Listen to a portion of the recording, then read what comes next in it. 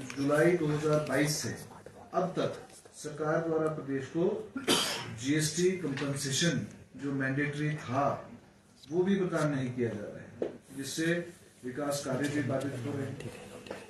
लेकिन वर्तमान सरकार फिर भी जो है सीमित संसाधनों के चलते अभी प्रदेश को जो है आगे विकास के पथ पर ले जा रही है। हमारी सरकार को बने हुए लगभग अभी 2.25 साल हुए हैं, लेकिन परिस्थिति ये है कि पुराने लोन के मूलधन और ब्याज को चुकाने के लिए भी लोन लेना पड़ रहा है। हमने पिछले 2 वित्तीय वर्ष में अब तक 30,080 करोड़ रुपए का लोन लिया है, जिसमें से 18,854 करोड़ रुपए जो कि इस लोन का लगभग 63% है, 63% है, पिछली सरकार द्वारा लिए गए लोन का मूलधन और ब्याज के रूप में हम लोग वापस जो है वो कर रहे हैं। इसी के साथ क्योंकि जो भाजपा है, हम भाजपा से मैं पूछना चाहूँगा आप लोगों के माध्यम से, अगर इतनी जनता हिमाचल प्रदेश की है तो उनको विधानसभा में भी माननीय मुख्यमंत्री महोदय ने, अन्य मंत्रीगण और एमएलए ने बोला है अगर आपको इतनी चिंता है तो आप साथ चलिए, दिल्ली चलिए, प्रधानमंत्री जी से समय लेते हैं, सभी मिलजुल के प्रदेश के हित में जो है प्रदेश को आगे ले जाने के लिए माननीय प्रधानमंत्री जी से जो है ग्रांट भी हम मांगते हैं। हमारी सरकार ने पहली मंत्रिमंडल में की बैठक में पुरानी पेंशन बहाल करने का निर्णय लिया था, जिसमें प्रदेश के 1,36,000 सरकारी कर्मचारी उनको लाभ मिला है। ओपीएस बहाल करने वाला हिमाचल प्रदेश देश का सबसे पहले राज्य बना है। पुरानी पेंशन को बहाल करने से केंद्र सरकार ने प्रदेश को दी जाने वाली 1,600 करोड़ रुपए की ग्रांट जो है वो बंद कर दी है। ये दर्शाता है कि बदले की भावना से जो है केंद्र सरकार जो है वो काम कर रही है। पिछली भाजपा सरकार ने विधानसभा चुनावों के दृष्टिगत 5,000 करोड़ रुपए की मुफ्त रेवड़ियां बांटी तथा तो बिना किसी बजट के जो है उन्होंने प्रावधान कर दिया था। और उसमें मैं बताना चाहूंगा किसी में भी ना स्टाफ मंजूर किया गया था, ना कोई इसके लिए बजट रखा गया था, केवल अनाउंसमेंट्स के और नोटिफिकेशंस के कागज पत्र पूरे करके जो है संस्थान जो है खोले गए थे। उसके बाद आपदा आई है देश के ऊपर, 10,000 करोड़ से ऊपर का नुकसान हुआ है। वो तो आंकलन जो है केंद्र सरकार की टीम आई थी वो नहीं करा था, जिसमें 1 पैसा भी जो है वो केंद्र सरकार ने हिमाचल प्रदेश को नहीं दिया है। और साथ में पड़ोस में लगती जो हमारा उत्तरांचल है, उत्तराखंड है, उसको जो है पूरी सहायता जो है वित्त राशि जो है वो दी गई थी। तो यही बोलना चाहूंगा, साथ में ये भी बताना चाहूंगा कई टिप्पणी माननीय मुख्यमंत्री महोदय बाहर से आए हैं, तो मैंने कई बड़े नेताओं का, अनुराग जी का, जयराम जी का सुना है कि उन्होंने बोला था कि सरकारी धन पे जो है माननीय मुख्यमंत्री जी गए थे। तो मैं क्लियर करना चाहूंगा कि क्या अपने निजी पैसे से कोई व्यक्ति, चाहे वो किसी भी पद पे हो, पॉलिटिकल पे हो या सरकारी हो, क्या वो अपने खर्चे से, उसमें तो सरकारी खर्चा इन्वॉल्व नहीं किया गया, वो अपनी जेब से जो है परिवार समेत जो है छुट्टी मनाने गए थे। इसमें कोई गुनाह नहीं है, क्योंकि अगर वो मुख्यमंत्री हैं और अपनी जेब से पैसे खर्च करके बच्चों को अपने घुमाने ले जा रहे हैं, तो ऐसी टिप्पणी जो है मैं समझता हूँ बहुत मैं निंदा भी करता हूँ। और साथ में ये भी बोलना चाहूँगा कि जो नेता हमारे मेंबर ऑफ पार्लियामेंट आने वाले समय में जर्मनी जा रहे हैं तो कहीं और दूसरे देशों में जा रहे हैं, क्या वो अपनी जेब से खर्च करके जा रहे हैं? ये बात ठीक नहीं है कि किसी के ऊपर जो है व्यक्तिगत परिवार को लेकर जाए, उसके ऊपर टिप्पणी करे। साथ में इसी के साथ मैं आप सभी लोगों का बहुत बहुत धन्यवाद करता हूँ। आप लोग आए, स्वस्ति जी हमारे साथ हैं, ये हमारे साथ कुछ हमारे विपक्ष के साथी जो भारतीय जनता पार्टी के जो नेता प्रतिपक्ष सहित जो और हमारे विधायक जो साथी हैं, जैसा कि लग रहा है कि संगठन में जो अपना वर्चस्व कायम रखने के लिए आए दिन जो है वो एक भ्रमित बयानबाजी कर रहे हैं। जैसा कि माननीय मंत्री महोदय ने विस्तारपूर्वक को बताया, बिल्कुल सही है कि उन्हें पहले जानकारी प्राप्त करनी चाहिए, जानकारी प्राप्त करने के बाद फिर जो अपनी बयानबाजी करनी चाहिए। और जैसे बजट सेशन की तिथियां जो है घोषित हो चुकी हैं, 10 मार्च से बजट सेशन जो है शुरू होने जा रहा है।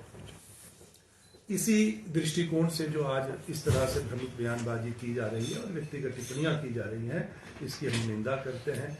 मैं ये पूछना चाहूंगा कि आज लोकसभा और राज्यसभा के मिलाकर हिमाचल प्रदेश से 7 जो मेंबर पार्लियामेंट जो है प्रतिनिधित्व कर रहे हैं हिमाचल प्रदेश का, और ये 7 जो लोकसभा और राज्यसभा में जो सांसद हैं, इनके क्या प्रयास रहे जो अभी डेटा जो प्रस्तुत किया आपके समक्ष माननीय मंत्री महोदय ने, रेवेन्यू डेफिसिट ग्रांट में जो कटौती की गई उसको बढ़ाने के लिए आपके क्या प्रयास रहे, और पीडीएल ने जो post disaster necessary assessment committee ने जो एक 9,000 करोड़ के करीब लगभग आंकलन किया था, जो आपदा राहत राशि जो आनी थी केंद्र सरकार द्वारा जो दी जानी थी प्रदेश को, आज तक उसको लाने में आपके क्या प्रयास रहे।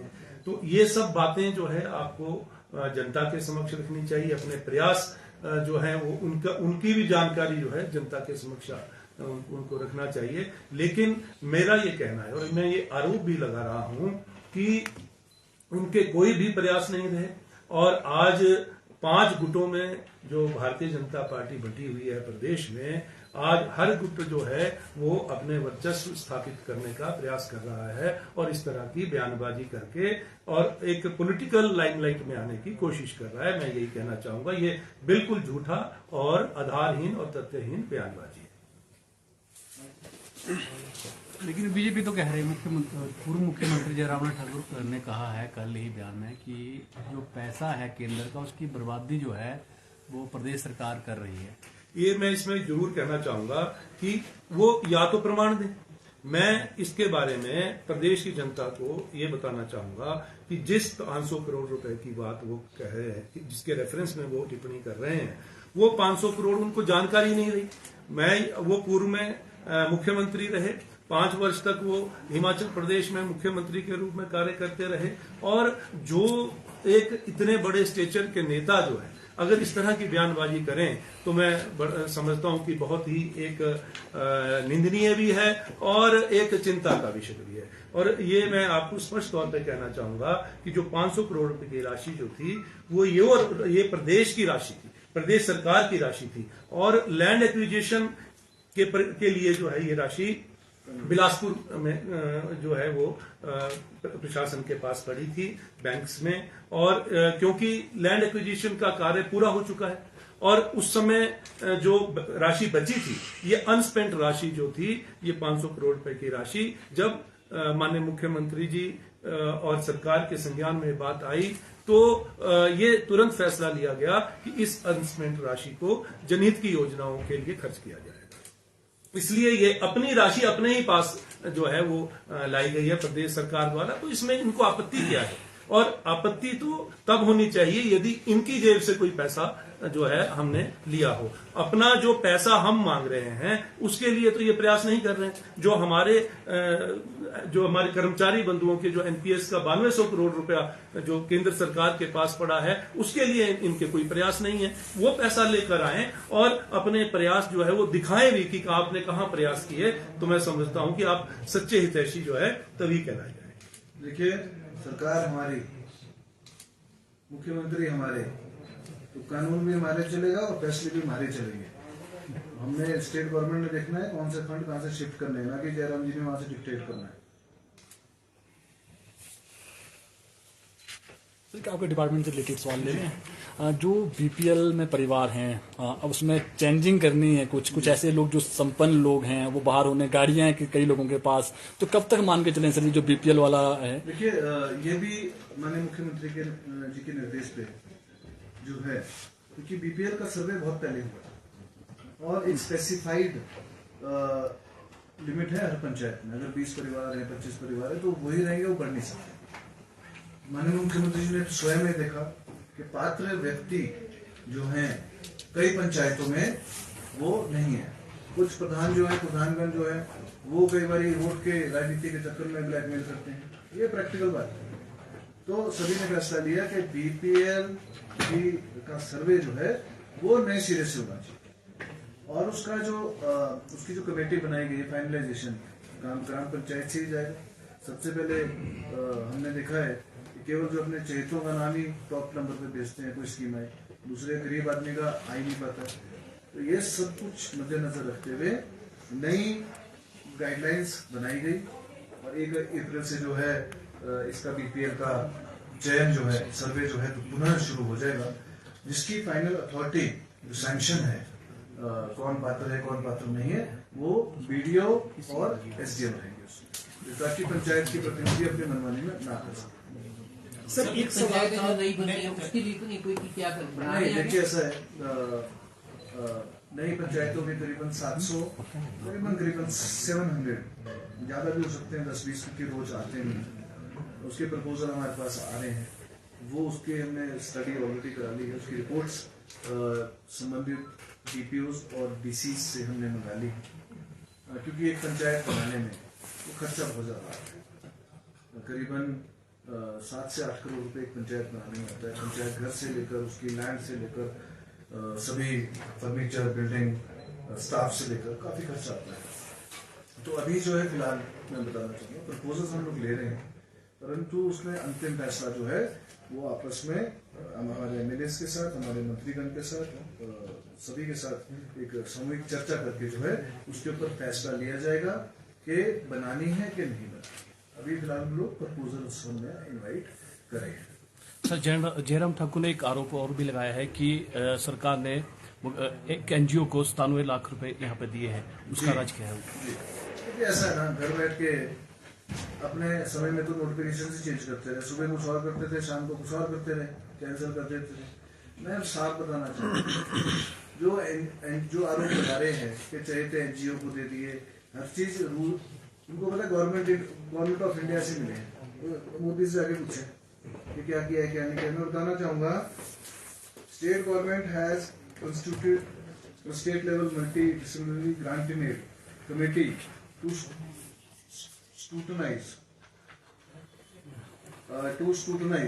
and recommend proposals received from various non-government organizations। जो एनजीओज हैं इनसे प्रपोजल मांगे गए थे, जो डी एडिक्शन के सेंटर्स जो हैं वो लोग चला रहे हैं।